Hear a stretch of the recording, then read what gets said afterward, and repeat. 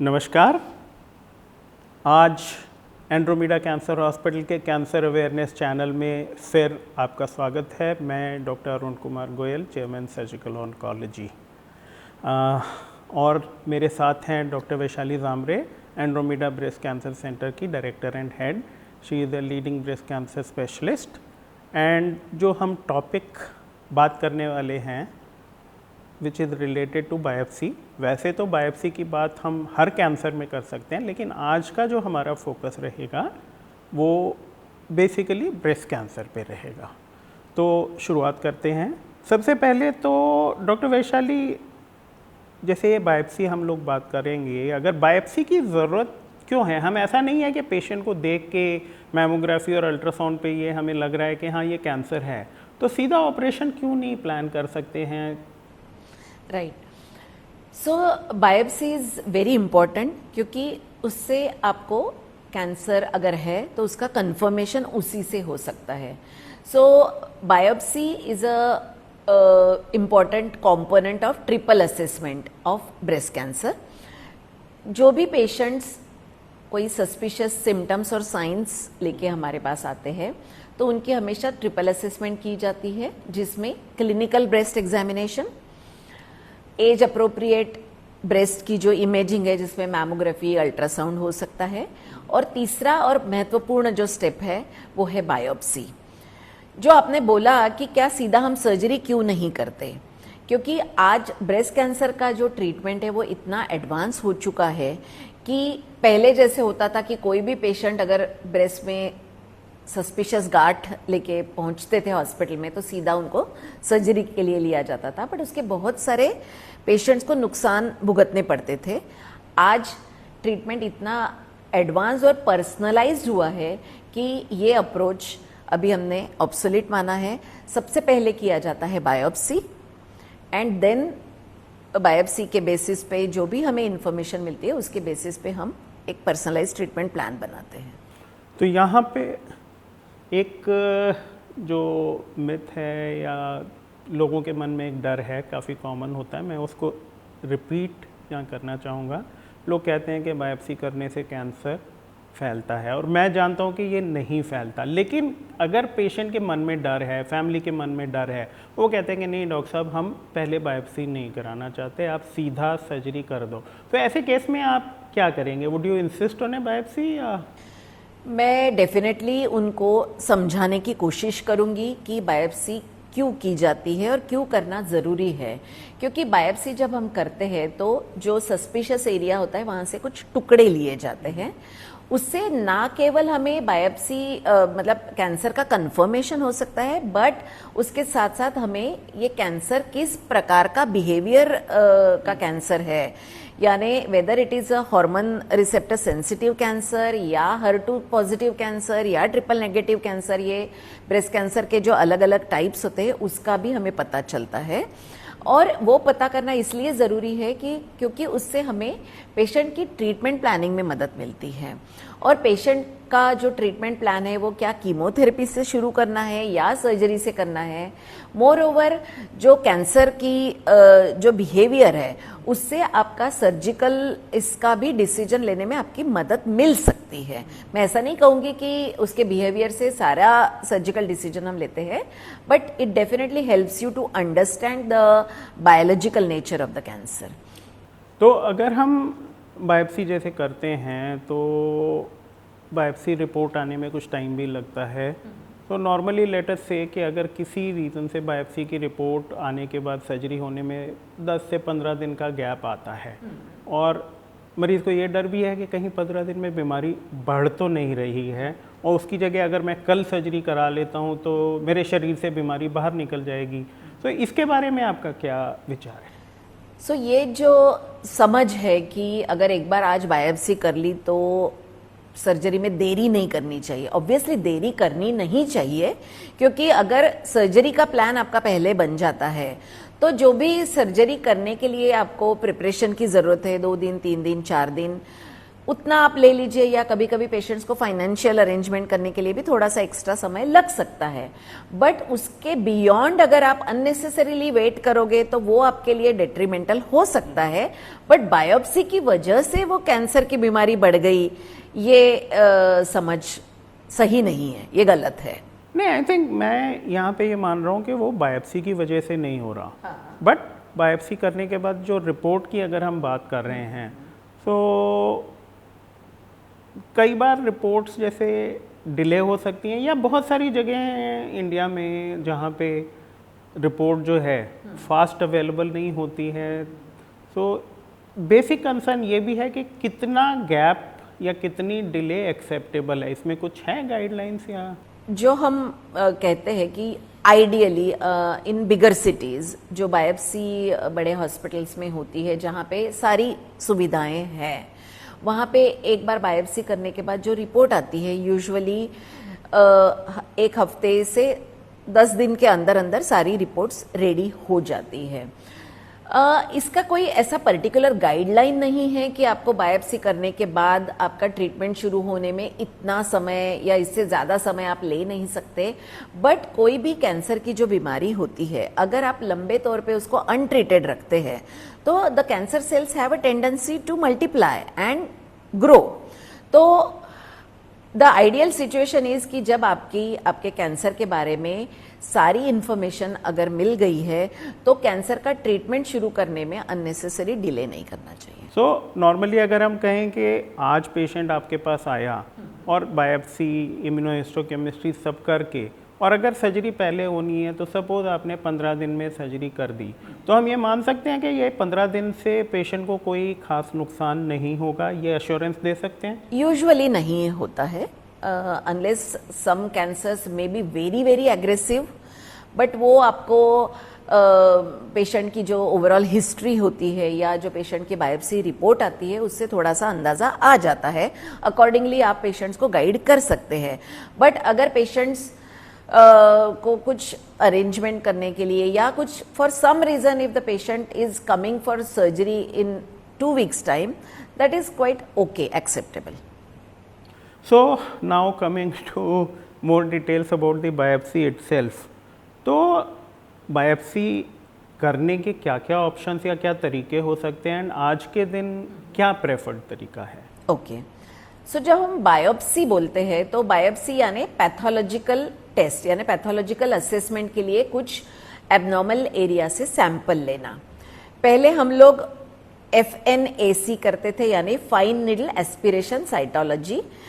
एक पतली सुई से और सिरिंज में सक्शन का यूज करके आप कुछ एबनॉर्मल एरिया से कुछ सेल्स आप सक कर लेते थे और वो स्लाइड पे डाल के साइटोलॉजिकल असेसमेंट हो जाता था।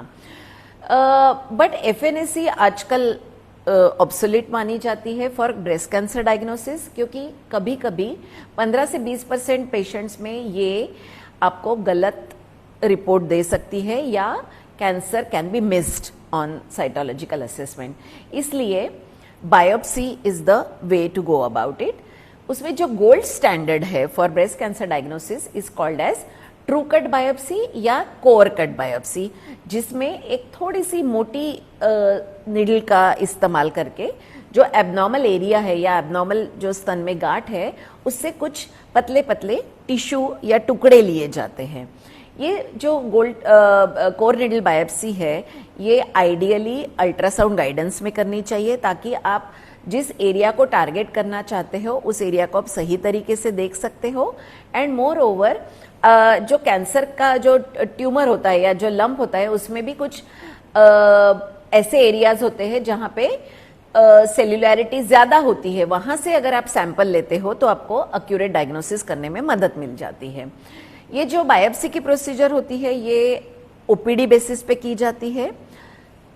स्किन को थोड़ा सा लोकल एनेस्थेटिक देके सुन किया जाता है and this procedure is only 5 to 10 minutes. इसमें ज़्यादा समय नहीं लगता है, इसके लिए पेशेंट को एडमिट करने की ज़रूरत नहीं पड़ती है। दूसरा एक प्रकार है बायोप्सी का जिसको हम कहते हैं एक्सिजनल बायोप्सी, यानी पूरी गांठ निकाल के उसकी पैथोलॉजी की टेस्ट करना। बट ये वाली जो बायोप्सी का प्रोसीजर है, उसकी ज़रूरत आज बहुत रेयरली होती है।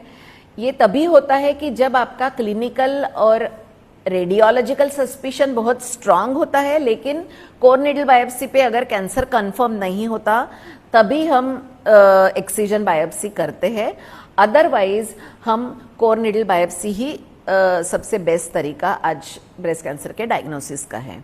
वो इसलिए है क्योंकि अगर आपने गांठ पूरी निकाल दी, ऑब्वियसली ये तो सर्जरी द्वारा ही की जाएगी, उसके लिए आपको हॉस्पिटल में एडमिट करना पड़ेगा, पेशेंट को बेहोश करना पड़ेगा, और ये जो रिपोर्ट आएगी ये ऑब्वियसली 4-5 दिन के बाद आएगी। अगर उसमें कैंसर कंफर्म हो जाता है then the patient will have to undergo a second surgical procedure again.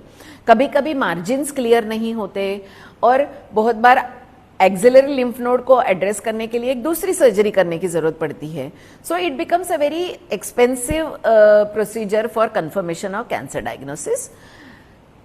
इसके contrary core needle biopsy very easy, readily available, painless and it's a very simple procedure। तो जैसे आपने बोला था कि FNAC में एरर्स होते हैं, तो आई थिंक मैं एक चीज़ क्लैरिफाई करना चाहूँगा। FNAC एक ऐसी चीज़ है जिसमें जो पैथोलॉजिस्ट है उसकी एक्सपर्टीज़ वो काफ़ी ज़्यादा चाहिए होती है।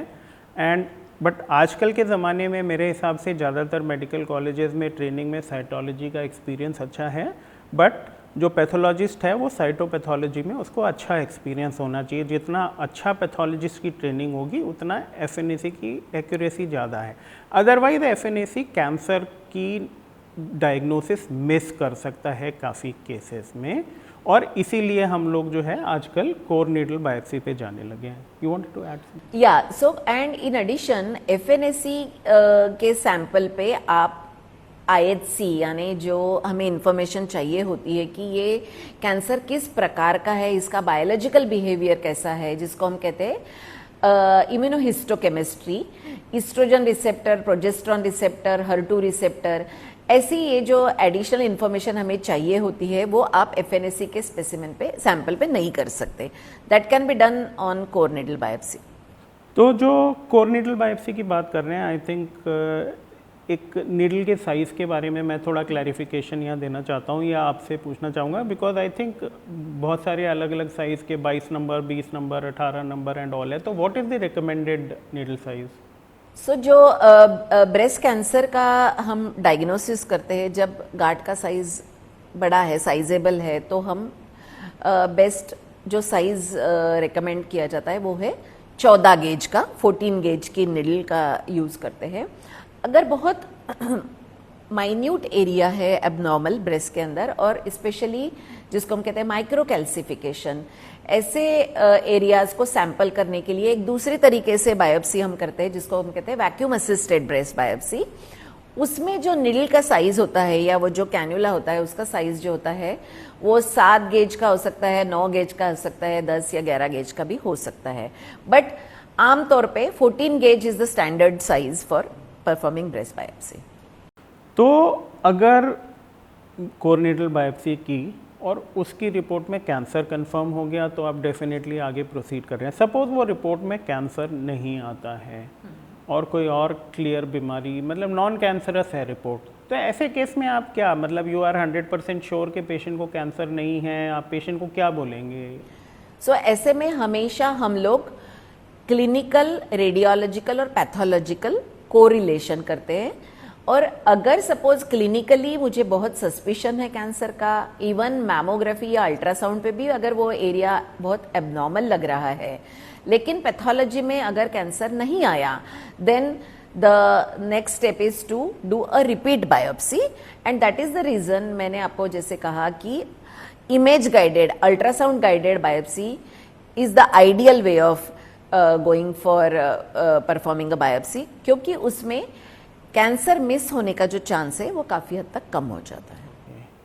सो ऐसे केसेस में जब बायोप्सी सपोज एक बार या 2 बार नेगेटिव आ गई, तो फिर उसके बाद क्या बोलते हैं पेशेंट को कि वो दे गो होम, और do you still want to remove the lump? आप वो लंप को फिर भी रिमूव करना चाहिए? अगर जैसे मैंने कहा कि क्लिनिकली और रेडियोलॉजिकली मुझे सस्पिशन है और रिपीटेड बायोप्सी में वो नहीं आ रहा है, and specially if the patient is in that age group where there is a risk of her having cancer, उसके बाद फिर हम एक्सीजन बायोप्सी यानी वो गांठ निकाल के सर्जरी द्वारा उसको कंफर्म कर सकते हैं, और सर्जरी के दौरान हम इंट्राऑपरेटिव फ्रोजन सेक्शन कर सकते हैं, यानी वो एब्नॉर्मल एरिया या जो गांठ है उसको हम सर्जरी के दौरान ही पेशेंट पैथोलॉजिस्ट के पास भेजते हैं। That specimen is actually frozen, उसके सेक्शंस काट के 20-25 मिनट में फिर हमें पैथोलॉजिस्ट कंफर्म कर सकते हैं whether that area is cancerous or not. So that is called as frozen section, intraoperative frozen section.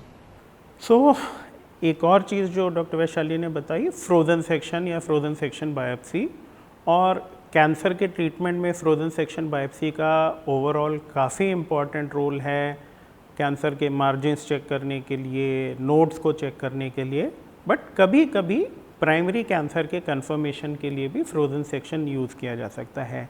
लेकिन एक मैसेज आई थिंक जो आप सबके लिए बहुत इम्पॉर्टेंट है, एंड आई थिंक डॉक्टर्स तो डेफिनेटली फॉलो करते हैं, बट आपको भी अवेयर होना ज़रूरी है कि बायोप्सी जब नेगेटिव होती है, वो चाहे FNAC हो, चाहे ट्रूकट बायोप्सी हो, चाहे फ्रोजन सेक्शन बायोप्सी हो, नेगेटिव बायोप्सी में there may be a small chance of error कि एक्चुअली कोई कैंसर है जो इसमें नहीं आया, and the final gold standard इसके जो पूरा लंप रिमूव हुआ उसको मल्टीपल लेवल्स पे सेक्शंस हो करके और पैराफिन सेक्शन पैथोलॉजी जो रिपोर्ट आती है अच्छे पैथोलॉजिस्ट के द्वारा और पूरे टिश्यू को स्टडी करके, that is suppose to be the gold standard.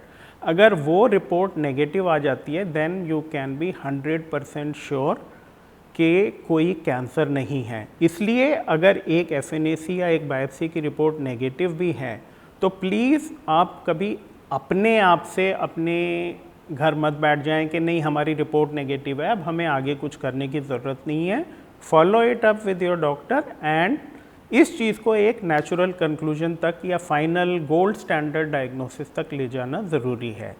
So is there anything else you would like to add? और ये जो फ्रोजन सेक्शन की हम बात कर रहे थे उसके कुछ लिमिटेशंस होते हैं, स्पेशली जो पैपिलरी टाइप के कैंसर्स होते हैं या हमको जो कहते हैं नॉन इन्वेजिव कैंसर्स, उसका असेसमेंट एक्चुअली फ्रोजन सेक्शन पे सही से नहीं हो सकता है। The pathologist may not be able to confidently tell us कि ये कैंसरस है या नहीं है।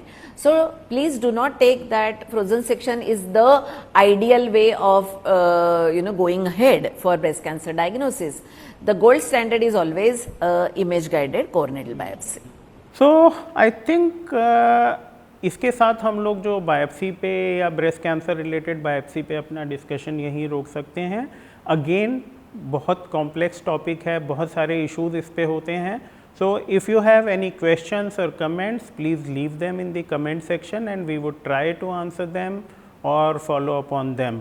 With that, again I would like to thank Dr. Vaishali for being part of this session, and I would like to thank all of you. I am once again Dr. Arun Kumar Goyal from Surgical Oncology at Andromeda Cancer Hospital, Kundli, Sonipat. Thank you. Thank you.